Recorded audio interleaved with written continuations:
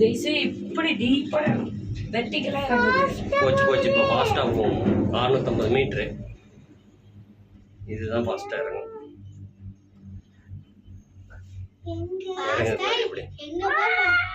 எவ்வளவு ஃபாஸ்டா இறங்குது தெரியல. இப்ப ஸ்லோ பண்ணிட்டாங்க.